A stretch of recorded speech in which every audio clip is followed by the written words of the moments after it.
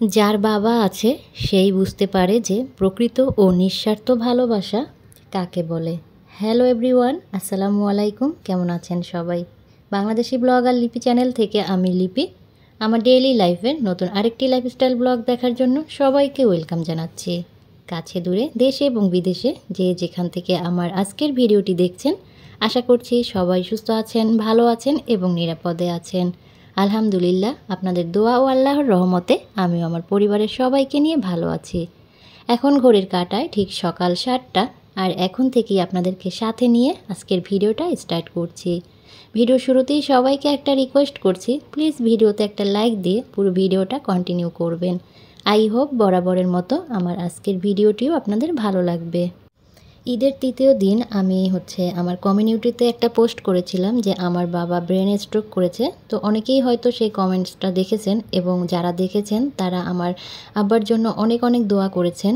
আর যারা পোস্টটা দেখেননি তারা হয়তো গত ভিডিওতে জেনেছেন যে আমার আব্বার একটা অ্যাক্সিডেন্ট হয়েছে।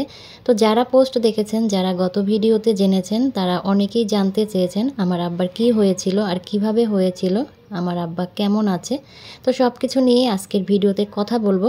আসলে যখন আমি কমিউনিটিতে পোস্টটা করেছিলাম তখন আমি আব্বা সম্পর্কে কোনো বিস্তারিত কিছুই জানি নাই, মানে আমার আব্বার কী হয়েছিল শুধু এতটুকুই জেনেছিলাম যে আমার আব্বার ব্রেন স্ট্রোক হয়েছে। তো ততটুকু জানা নিয়েই কমিউনিটিতে আমি একটা পোস্ট দিয়েছিলাম। আমি আমার আপুদের কাছে আমার আব্বার জন্য দোয়া চেয়েছিলাম, কারণ কখন কার দোয়া আল্লাহ কবুল করেন সেটা শুধু আল্লাহই জানেন। তো সবার দোয়াই আসলে প্রয়োজন হয়। বারান্দায় গাছগুলো পানি দিয়ে এসে একটু ক্লিনিংয়ের কাজে হাত লাগিয়েছি। সেই যে ঈদের আগে সব কিছু ক্লিন করে বাড়িতে গিয়েছিলাম, এরপরে বাড়ি থেকে ফিরে আসার পরে আর কি কোনো কাজেই হাত দেওয়া হয়নি।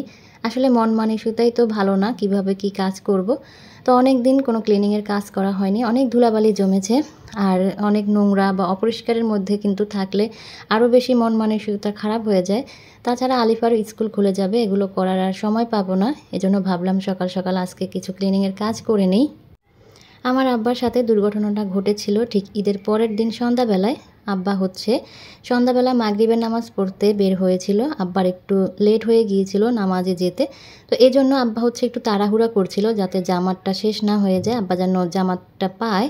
তো তাড়াহুড়া করতে গিয়ে আব্বা যখন রাস্তা ক্রস করছিল তখন সামনে থেকে একটা অটোরিকশা এসে আব্বাকে ধাক্কা দেয়, আর আব্বা ইনস্ট্যান্ট রাস্তায় চিত হয়ে পড়ে যায়।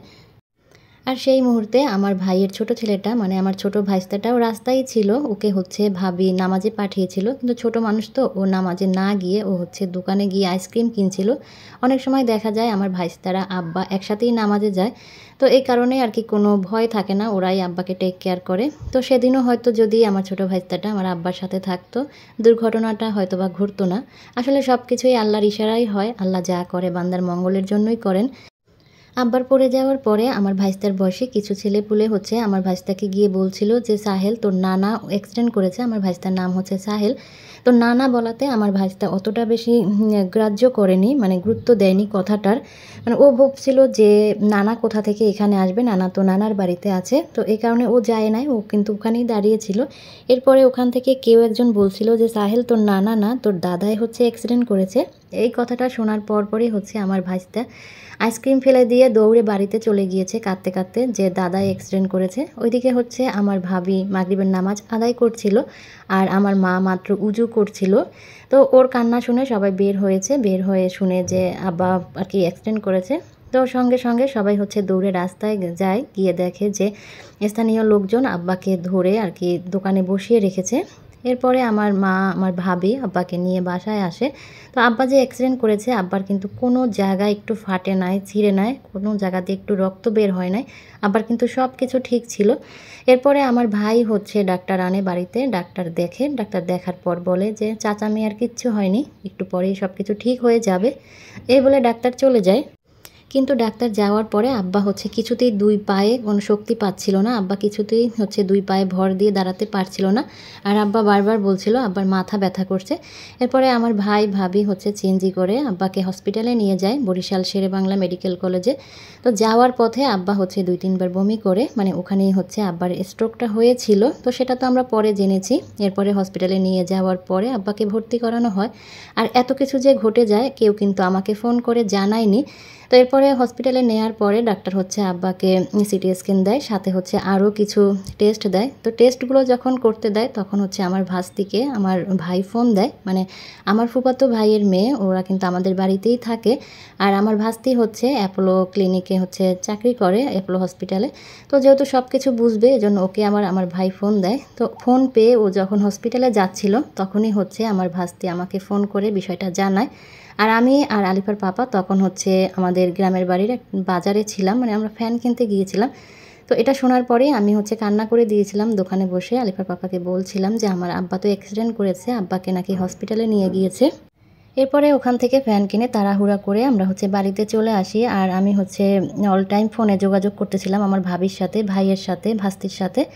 তো এরপরে হচ্ছে ঠিক রাত 9টার দিকে আমার ভাস্তি ফোন করে জানায় যে দাদার সিটি স্ক্যানের রিপোর্ট পাওয়া গেছে, বাকি রিপোর্টগুলো কাল সকালে দিবে, দাদা তো ব্রেন স্ট্রোক করেছে। তো এইটা শোনার পরে আমি হচ্ছে কান্না করে দেই আর আলিফার পাপাকে ফোন দেই। আলিফার পাপা একটু বাইরে ছিল, তো ও ফোন পেয়ে দৌড়ে চলে আসছে। আসার পরে আমি বলছিলাম আর কান্না করছিলাম যে আমাকে বাড়ি নিয়ে যাও, আব্বা ব্রেন স্ট্রোক করেছে।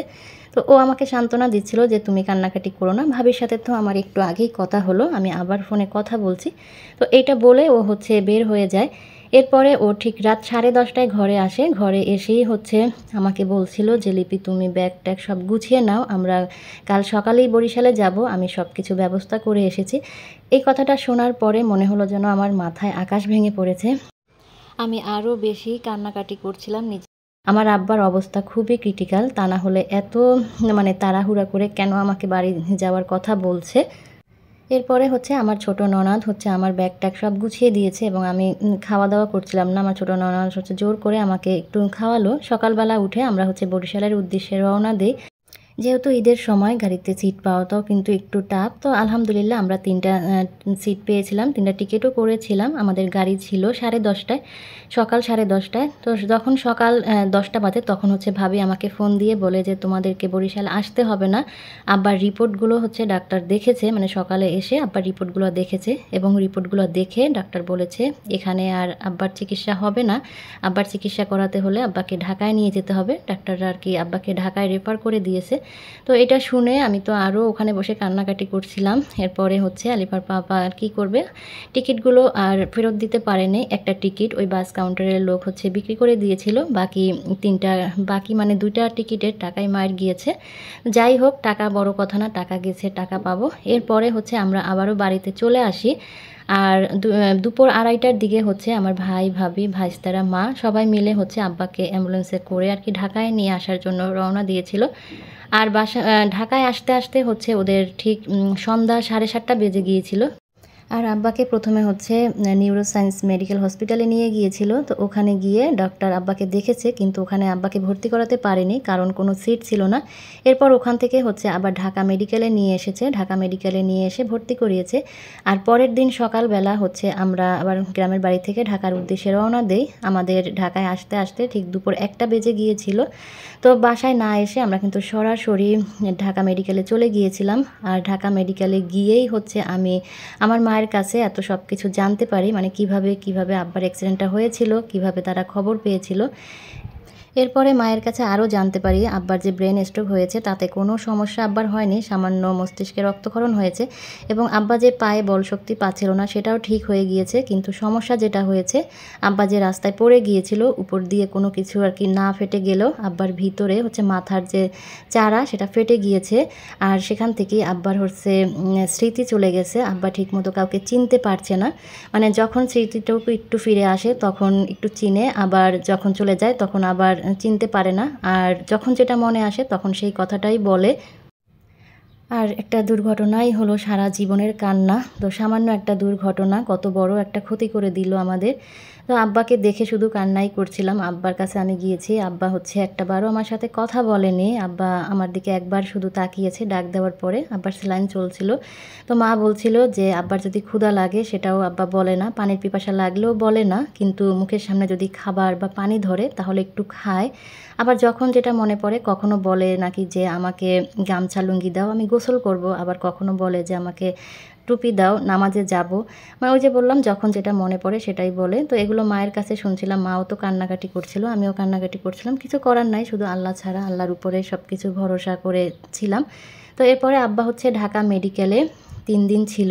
3 দিন পরে হচ্ছে বড় ডাক্তার এসে আব্বাকে দেখে আব্বাকে মেডিকেল থেকে রিলিজ করে দেয়। ডাক্তার নাকি বলেছে যে আব্বার যে আর কি প্রবলেম হয়েছে তাতে যতটা ক্ষতি হওয়ার কথা তার চেয়ে আব্বা অনেক বেশি আলহামদুলিল্লাহ ভালো আছেন। যতটুকু প্রবলেম আছে ততটুকু সেরে যাবে ঔষধের মাধ্যমে। 1 মাসের ঔষধ দিয়ে আব্বাকে ছেড়ে দেয় আর 1 মাস পরে আবার হচ্ছে ডাক্তার আসতে বলছে। এরপরে আমার ভাই, ভাবি, মা আব্বাকে নিয়ে চলে যায়। আমরা আর আব্বার সাথে যাই নাই। আর এই হলো আব্বার অ্যাক্সিডেন্টের গল্প। সবাই আমার আব্বার জন্য দোয়া করবেন। তো আমি জানি না, আমি যখনই আমার শ্বশুরবাড়িতে থাকি তখনই কোনো না কোনো দুঃসংবাদ আমার বাবার বাড়ি থেকে যায়। আর বিশেষ করে ঈদের সময় আমার সাথে এই ঘটনাগুলো ঘটে। আমার বিয়ের পর মানে 1ম বছর রোজাটা আমি আমার শ্বশুরবাড়িতেই ছিলাম। ঠিক 26 রোজার দিন আমার ফুফাতো ভাই, যে ভাস্তির কথা বলছিলাম, তার বাবা মানে আমার ফুফাতো ভাই বাইক অ্যাক্সিডেন্ট করে। সকাল 8টায় বাইক অ্যাক্সিডেন্ট করছিল, কিন্তু আমাকে কিন্তু কেউ জানায় নাই। ঠিক বিকেল 5টার দিকে আমার মা আমাকে ফোন করে আমার ভাস্তির নাম্বারটা চাইছিল। তো তখন আমি বলছিলাম যে তুমি কেন ওর নাম্বার আমার কাছে চাইছো, ও তো বাড়িতেই আছে। তখন মা বলে যে না, ও বাড়িতে নাই, ও হচ্ছে হসপিটালে। আর আমার ভাইয়ের নাম ছিল সিদ্দিক, বলছিল যে সিদ্দিক অ্যাক্সিডেন্ট করেছে। তো আমার ভাইয়ের অবস্থা এতটাই ক্রিটিক্যাল ছিল যে সবাই কিন্তু ধরেই নিয়েছিল যে আমার ভাই আর বাঁচবে না। কিন্তু তারপরেও কিন্তু আমাকে কেউ কিছু জানায়নি, কারণ আমি দূরে থাকি, চিন্তা করব, কান্নাকাটি করব। আর তখন কিন্তু আমি বাড়িতে একাই ছিলাম। আলিফার পাপার নতুন চাকরি হয়েছিল, সবে মাত্র 1 মাস, ও নারায়ণগঞ্জে ছিল। তো এরপরে হচ্ছে ঠিক রাত 12টার সময় আমার ভাস্তি ফোন দিয়ে আমাকে জানায় যে আব্বু আর দুনিয়াতে নাই, আব্বু চলে গেছে আমাদেরকে ছেড়ে। তো সেই রাতের কথা যদি মনে পড়ে আজও কিন্তু গাটা শিহরে উঠে, কষ্টে বুকটা ফেটে যায়। তো আমি হচ্ছে পরের দিন সকালবেলা বরিশালে চলে যাই। তো গিয়ে আমি আর ভাইকে পাই না। ভাইয়ের দাফন হয়ে গিয়েছিল, আমার জন্য আসর পর্যন্ত অপেক্ষা করছিল। তো আমি হচ্ছে আসরের পরে গিয়ে পৌঁছাইছি। আর আমার শ্বশুর বাড়ি থেকে বাবার বাড়ির হচ্ছে গাড়ির পথে 10-12 ঘন্টা লেগেই যায়। এরপরে হচ্ছে 28-29 রোজা আমি বাড়িতেই ছিলাম। ভাইয়ের শোক কাটতে না কাটতেই ঈদের দিন সকালবেলা আমার শ্বশুরবাড়ি থেকে ফোন যায় যে আমার শ্বশুর ঈদের দিন ঠিক ভোর 5টায় মারা যায়। ঈদের পরের দিন আবার আমি আমার আব্বাকে নিয়ে শ্বশুরবাড়িতে চলে যাই। তো এরপরে আবার ভালোই ছিল বেশ কয়েকটা বছর। গত বছরও ঈদের সময় আমি যখন শ্বশুরবাড়িতে, তখন নাকি আমার ভাবি ভীষণ অসুস্থ হয়ে পড়েছিল। এতটাই অসুস্থ হয়ে পড়েছিল যে আমার ভাবিকে হসপিটালে নিয়ে যেতে হয়েছিল। কিন্তু আমাকে কিন্তু কেউ জানায়নি, কারণ আমি যতই দুঃসংবাদ শুনি না কেন চাইলেই ওখান থেকে তখন আর কি চলে আসতে পারবো না, শুধু শুধু টেনশন করব, কান্নাকাটি করব, সেই ভয়ে আর আমাকে জানায় না।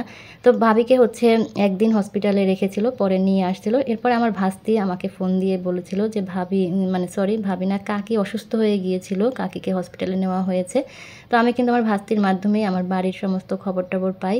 আর এইবারও কিন্তু আব্বার এই অসুস্থতার খবর কেউ আমাকে ফোন করেনি, আমার ভাস্তি আমাকে ফোন দিয়ে জানিয়েছে। তো আমার সাথে কেন যে এরকমের বারবার হয় আমি জানি না। আর আমি গ্রামের বাড়িতে গেলে সবসময় ভয়ে ভয়ে থাকি। যদি কারো ফোন দেখলেই মানে আমার বুকের ভিতর কেমন জানি আঁতকে উঠে, মানে মনে হয় যেন ওপাশ থেকে কোনো দুঃসংবাদ শুনবো। এই ভয়টা সবসময় কাজ করে গ্রামের বাড়িতে গেলে। আমার ভাইয়ের মৃত্যুর পর থেকেই এই ভয়টা আমার কাজ করে। একটা দুর্ঘটনা, সারা জীবনের কান্না। তো বলেছিলামই, আমার ভাই যখন আর কি অ্যাক্সিডেন্টে মারা যায় তখন কিন্তু আমার এই ভাইস্তা খুব ছোট ছিল। খুব কম বয়সে আমার ভাবি বিধবা হয়েছে। আমার ভাইয়ের শোক কিন্তু তারা আজও ভুলতে পারেনি। আসলে পরিবারের শোক কোনোদিনও আর কি ভোলা যায় না, তারা কিন্তু সেই কান্না এখনও কাঁদে। তো সবাই আমার আব্বার জন্য, আমার পরিবারের জন্য দোয়া করবেন। আমার আব্বা যেন খুব তাড়াতাড়ি সুস্থ হয়ে ওঠে। যারা আজকে আমার প্রথম ভিডিও দেখছেন, আমার চ্যানেলটি এখনও সাবস্ক্রাইব করেননি, আজকের ভিডিওর কথা এবং কাজ আপনাদের যদি কোথাও কোনো অংশ ভালো লেগে যায় তাহলে আমার চ্যানেলটি সাবস্ক্রাইব করে অল অপশনটি অন করে রাখতে পারেন। আর প্লিজ ভিডিওতে একটা লাইক দিবেন। যারা যারা ভিডিওতে ঢুকেছেন অবশ্যই ভিডিওতে একটা লাইক দিয়ে যাবেন। আর ভিডিও কেমন লাগলো সেই বিষয়ে মতামত আমাকে কমেন্টস করে কমেন্ট সেকশনে জানাবেন। আবারও বলছি, আমার আব্বার জন্য সবাই মন থেকে একটু দোয়া করবেন, আমার আব্বা যেন খুব তাড়াতাড়ি সুস্থ হয়ে ওঠে। তো আজ এ পর্যন্ত, সবাই সুস্থ থাকবেন, ভালো থাকবেন, দেখা হবে নেক্সট ভিডিওতে। আল্লাহ হাফেজ, আসসালামু আলাইকুম।